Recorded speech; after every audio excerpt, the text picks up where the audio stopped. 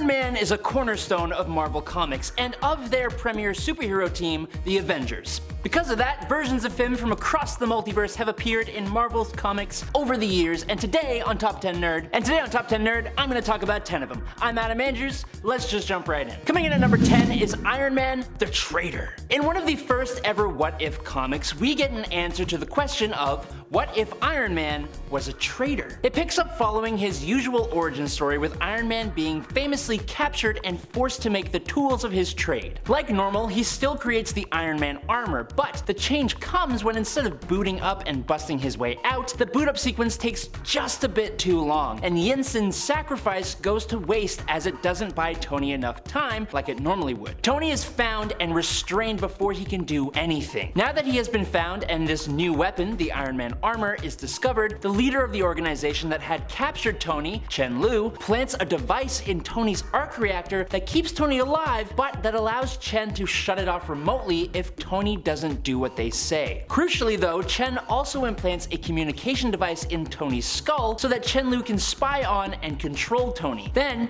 he lets him get discovered. Thanks to the fact that he can now control Tony, he forces him to become a hero like he would have anyways, gain the trust of the superhero community, and then learn secrets pertaining to S.H.I.E.L.D. Tony is ordered to dispatch Reed Richards and goes to complete this mission, but it's revealed that Tony has actually been recording an SOS tape by speaking incredibly slowly, and he sent that tape to Reed, who figured out he had to play it at a faster speed, and he learned of the situation that Iron Man was in. Once their fight began, Iron Man eventually got, quote, incapacitated by Reed, who in actuality helped remove the device inside of Tony's heart, giving Tony the chance to get his revenge. For a short and somewhat silly what-if story, it's actually pretty good. Number 9. Lord Iron. Earth 311 is the home to the incredibly cool story of Marvel 1602. This Earth takes a bunch of the Marvel characters we love and adapts them to the Elizabethan era, and yes, that includes an Elizabethan Iron Man. Anthony Stark, aka Lord Iron, has an armor powered by literal lightning in a bottle. No, I ain't joking. His armor was created when Anthony was captured in the Holy Land during the English-Spanish Wars and treated rather harshly by Robert David Banner, aka the Hulk of 1602. This resulted in Anthony requiring the suit to survive. But that's all backstory. Anthony is sent on a mission to hunt down Banner at the Roanoke colony in the New World with his technologically advanced suit. Now look, this suit, in comparison to other versions of Iron Man, is not the most advanced and powerful suit, obviously, but it is centuries ahead of its time, being nearly on par with the first ever Iron Man armors, only it has a super sweet lightning sword. Elizabethan Iron Man literally captured lightning in a bottle, and that says all it has to, really. Number 8. Exiles. One of the most fun things about Tony is that,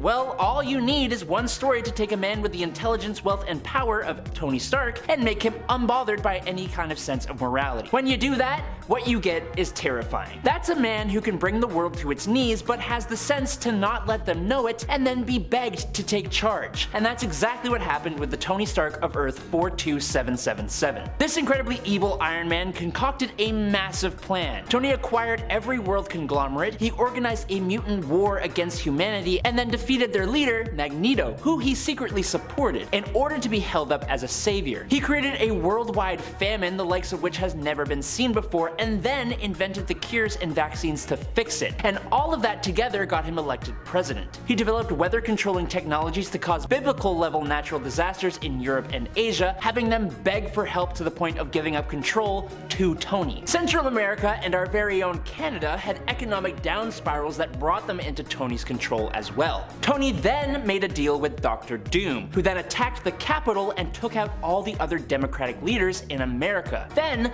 Tony turned on him too, receiving a blast to the face that left him disfigured as he took the life of the Latvian ruler. He's de-lifed the Hulk. This Tony appearing in Exiles issue number 23 is one of the coolest ones out there, but also one of the scariest. Number 7. Ultimate Iron Man. The Antonio Stark of Earth 1610, or the Ultimate Universe, has basically become part man, part machine, being able to project his mind into computers and androids, allowing him to be pretty much nigh unkillable. This was proven when the Master, Reed Richards, seemingly brought Tony's demise, but in actuality, he became a non-physical entity which could manifest itself via computer systems. When actually physically inhabiting an Iron Man armor, he gains the usual Iron Man abilities and capabilities. He's also got nanites in his bloodstream that he uses to control his suit, as well as open locks, defuse boom booms, and interact with all forms of tech. He eventually had his mind and body altered by an Infinity Gem to allow him to physically and mentally interact with pretty much any computer ever. This Ultimate Universe Iron Man, like quite a few of the other Ultimate Universe characters, pretty ultimate. Number 6. Iron Goblin. The Spider Island story, taking place on the alternate Earth of Earth 1991, basically saw the city of New York taken over by the Spider Queen, who infected millions of people, including heroes, turning them into monstrous spider people. Agent Venom of the Resistance began using other monster transforming techniques to cure heroes of the spider monster virus. This includes injecting the Hulk with the lizard serum,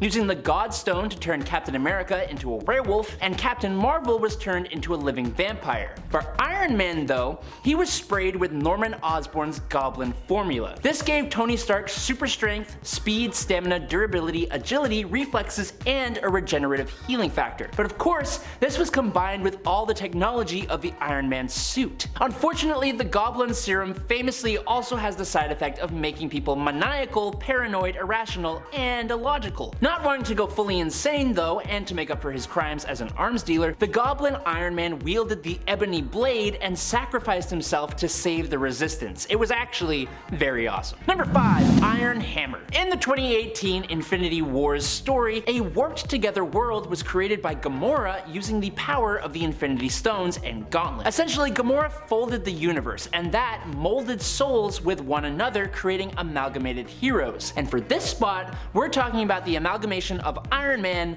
and the God of Thunder, Thor. Stark, Odin's son, is an awesome version of Iron Man and Thor that enjoys virtual immortality thanks to his Asgardian physiology, along with superhuman strength and endurance. His hammer, Mjolnir Iron, which I know is a stupid name, has all the same powers as the regular Mjolnir, but it also grants Stark his armor, which is now a mystical suit of Asgardian armor. Since both Thor and Tony kind of have daddy issues, this version of the mix has their father, Howard Odin, playing a huge part in the story too. It's pretty damn awesome, and you should check it out. Number 4. Iron Maniac. Coming at us from the alternate Earth 5012, Iron Maniac shows readers what a totally evil version of Tony Stark would look like, other than the Exiles one and any other evil version, I guess. The Tony Stark from this war-torn version of the Marvel Universe has done some truly horrible things following the loss of so many of his fellow heroes at the hands of the villain Titanus. Using a really cool armor that also somewhat resembles Dr. Doom's armor, the Iron Maniac went against the Fantastic Four and even took the life of Johnny Blaze in his native universe. His advanced armor repels magical attacks as well as generates a neural dampening field that mitigates telepathic and telekinetic attacks to some degree, which really helped him out to be absolutely terrible. Reed Richards of Earth 5012 eventually found a way to send this Tony Stark to the 616 universe, where he faced the 616 Fantastic Four and eventually the New Avengers, showing just how powerful this evil Iron Man actually is and making us thank our stars that normal Tony Stark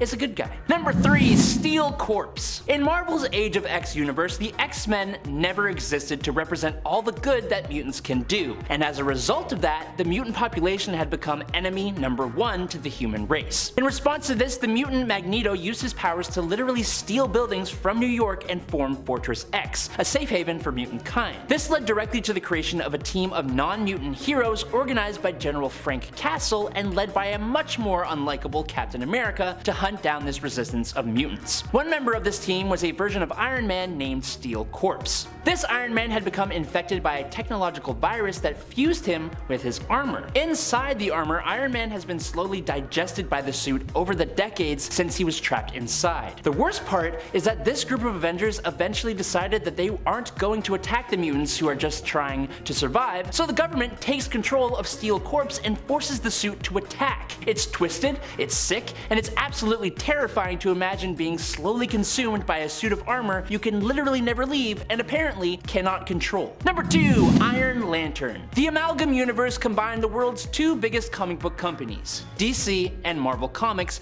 during a time of utmost peace and prosperity. Just kidding, this was in the 90s. This crazy event pitted popular characters from both sides against each other and even fused some characters together. One incredibly cool amalgamation would be between Iron Man and Green Lantern. Harold Stark, or Hal for short, was the founder of Stark Aircraft, and while test flying a prototype aircraft, it suddenly took off on its own and crashed at the site of another crashed alien spaceship. The crash of Hal Stark's craft left shards of metal in Stark's chest, which would have ended his life if he hadn't met the dying alien Romancer, and using the suspiciously lantern-shaped alien battery, built a suit of armor. This armor not only kept him alive, but due to the advanced alien tech, it gave him the ability to create green solid energy constructs, fire plasma bolts, fly at speeds beyond the speed of light, time travel, it granted him almost unlimited telepathic powers, translation of virtually any language, force field generation, and the ever-classic superhuman strength and durability. Stark became one of the most overpowered heroes around, and an Iron Man Green Lantern combo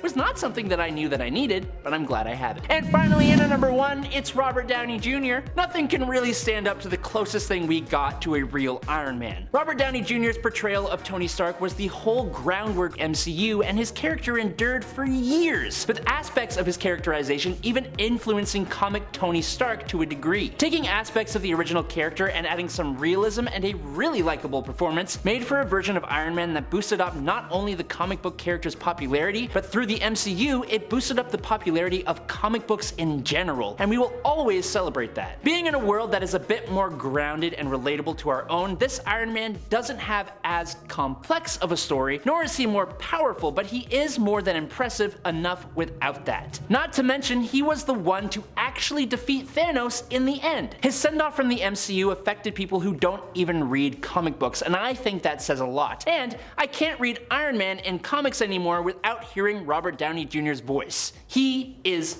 Iron Man. But that's all I got. Thanks so much for watching on Top 10 Nerd. I'm your host, Adam Andrews. I will catch you all on the flippy flop. Peace out, nerds.